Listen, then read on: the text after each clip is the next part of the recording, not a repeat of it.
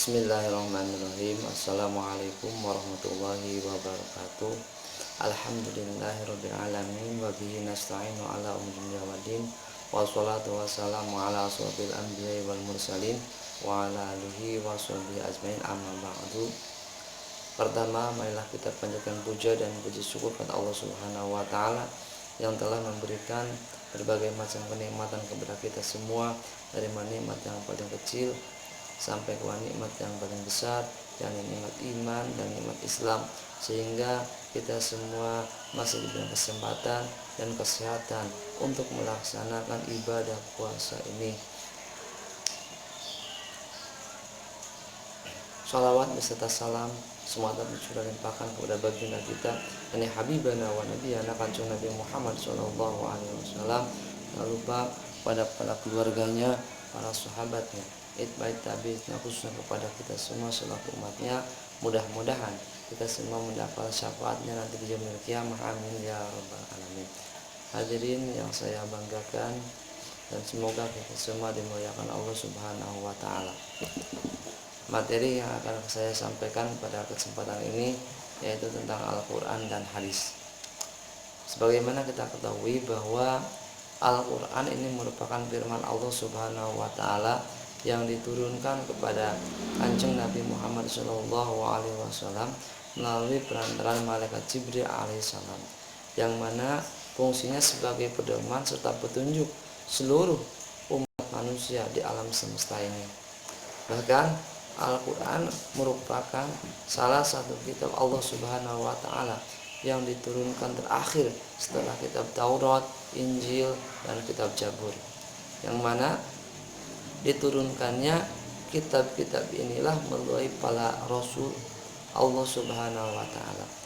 Hal ini juga senada dengan pendapat yang menyatakan bahwa Al-Quran merupakan kalam atau wahyu Allah Subhanahu wa taala yang diturunkan melalui perantaraan malaikat Jibril sebagai pengantar wahyu yang disampaikan kepada Kanjeng Nabi Muhammad SAW, yaitu yang bertepatan di Gua Hira, yaitu pada tanggal 17 Ramadan, ketika Kanjeng Nabi Muhammad SAW berusia 41 tahun. Dan ayat yang pertama diturunkan Allah Subhanahu wa taala kepada Kanjeng Nabi Muhammad SAW yaitu surat Al-Alaq ayat 1 sampai dengan ayat 5, yang bunyinya Bismillahirrahmanirrahim. Iqra bismi rabbikal ladzi khalaq, khalaqal insana min 'alaq. Iqra wa rabbukal akram alladzi 'allama bil qalam, 'allamal insana ma lam ya'lam.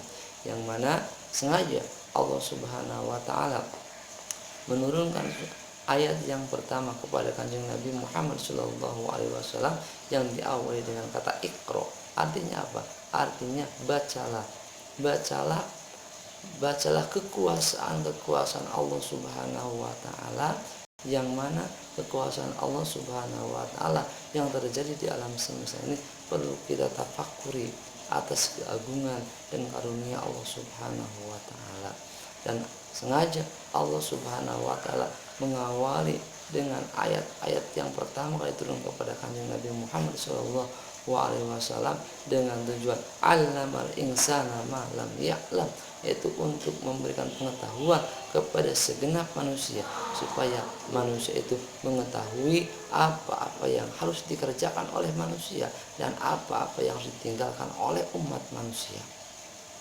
Sedangkan ayat yang terakhir diturunkan Allah Subhanahu wa taala kepada Kanjeng Nabi Muhammad SAW, yaitu surat Al-Maidah ayat 3 yang bertepatan pada tanggal 9 Zulhijjah tahun 10 Hijriah, yang berbunyi yaitu al-yauma akmaltu lakum dinakum wa atmamtu alaikum ni'mati wa raditu lakum islam ad-dina. Artinya Allah Subhanahu wa taala menegaskan atau menjelaskan, pada hari ini telah kusempurnakan untuk kamu agamamu, dan telah kucukupkan kepadamu nikmatku, dan telah kuridhoi Islam itu adalah agama bagimu. Artinya apa? Islam merupakan agama yang diridhoi oleh Allah Subhanahu wa taala dan agama yang disempurnakan oleh Allah Subhanahu wa taala. Oleh karena itu, kita sebagai umat manusia atau umat muslim harus merasa bangga ketika kita memeluk agama Islam, karena agama Islam adalah agama yang dipilih oleh Allah Subhanahu wa taala, agama yang sempurna, agama yang sangat diridhoi oleh Allah Subhanahu wa taala. Hadirin yang saya hormati, Allah Subhanahu wa taala menyebutkan di dalam Al-Qur'anul Karim dengan sebutan yang banyak sekali yang menunjukkan keagungan, keberkahan yang pengaruhnya sangat besar, dan Al-Qur'an pula sebagai pemutus bagi kitab-kitab terdahulu yang sebelumnya diturunkan kepada para nabi dan para rasul. Hadirin yang saya banggakan. Kemudian perlu kita ketahui bahwa Al-Quran di sini memiliki fungsi tertentu. Di antaranya Al-Quran di sini fungsi pertama daripada Al-Quran yaitu sebagai petunjuk bagi umat manusia. Bagaimana dijelaskan dalam Al-Quran surat Al-Baqarah ayat 185, Syahrul Ramadan alladzi unzila fihi al-Qur'an hudal linnas wa bayyinatin minal huda wal furqan. Artinya apa?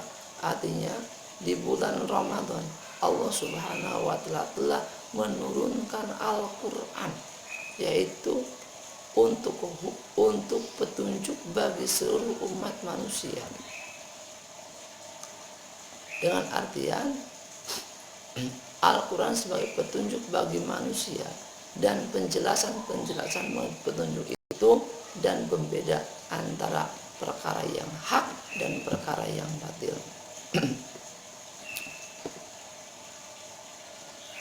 Hadirin yang saya hormati dan semoga kita dimuliakan oleh Allah Subhanahu wa taala.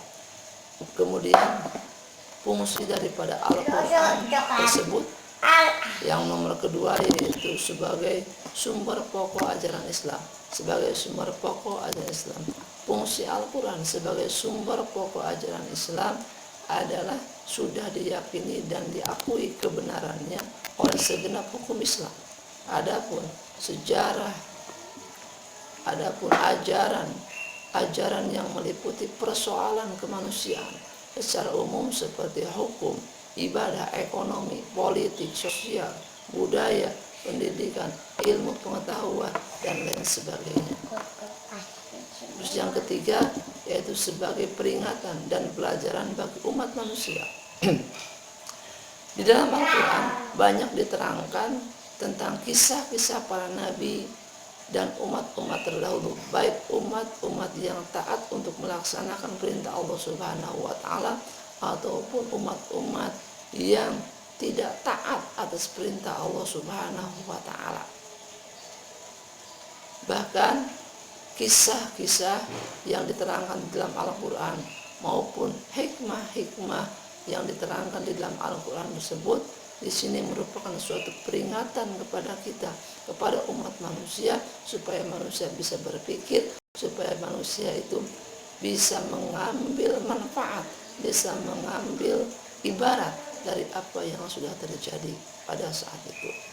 Kemudian yang keempat yaitu sebagai mukjizat Nabi Muhammad SAW. Fungsi Al-Quran yang keempat di sini yaitu sebagai mukjizat bagi kanjeng Nabi Muhammad SAW. Karena turunnya Al-Quran merupakan salah satu mukjizat terbesar yang dimiliki oleh kanjeng Nabi Muhammad SAW. Bahkan Al-Quran adalah wahyu Allah Subhanahu wa taala yang berfungsi sebagai mukjizat bagi kanjeng Nabi Muhammad SAW, sebagai pedoman hidup bagi setiap muslim dan sebagai korektor dan penyempurna terhadap kitab-kitab Allah Subhanahu wa taala yang sebelumnya telah diturunkan kepada para nabi dan para rasul. Dan Al-Quran di sini merupakan kitab Allah Subhanahu wa taala yang bernilai abadi. Sebagai mukjizat, Al-Quran telah menjadi salah satu sebab penting bagi masuknya orang-orang Arab pada zaman Rasulullah SAW kepada agama Islam. Dan Al-Quran pula di sini merupakan sebab penting bagi masuknya orang-orang atau kalangan manusia pada zaman sekarang. Dan insya Allah pada masa-masa yang akan datang, Al-Quran merupakan suatu petunjuk yang akan mendorong umat manusia menjadi lebih baik lagi. Hadirin yang saya hormati dan saya banggakan.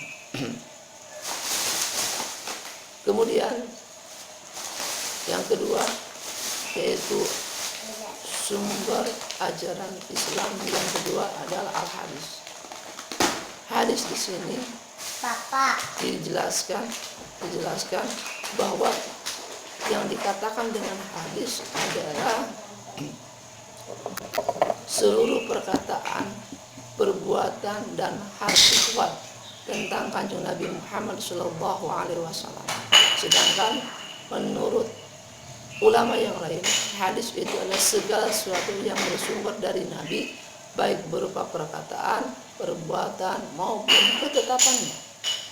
Adapun menurut para ulama muhadisin bahwa hadis itu adalah segala sesuatu apa yang disandarkan kepada Kanjeng Nabi Muhammad SAW, baik itu hadis marfu atau hadis mauquf atau pula hadis maktub.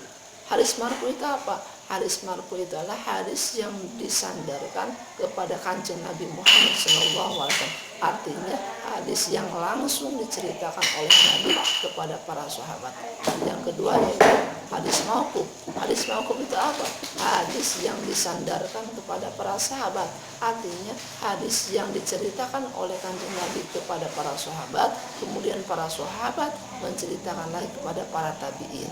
Terus yang ketiga yaitu hadis maktub. Hadis maktub itu apa? Hadis yang disandarkan kepada para tabi'in. Artinya para sahabat menceritakan hadis tersebut kepada para tabi'in, kemudian para tabi'in menceritakan hadis tersebut kepada para ulama, kemudian para ulama menceritakan hadis tersebut kepada kita sebagai umat manusia. Hadirin yang saya hormati dan saya banggakan, mungkin itu yang bisa saya sampaikan pada kesempatan kali ini. Mudah-mudahan bermanfaat khususnya bagi diri saya sendiri, umumnya bagi kita semua. Amin ya rabbal alamin. Wallahu a'lam bishawab. Wassalamualaikum warahmatullahi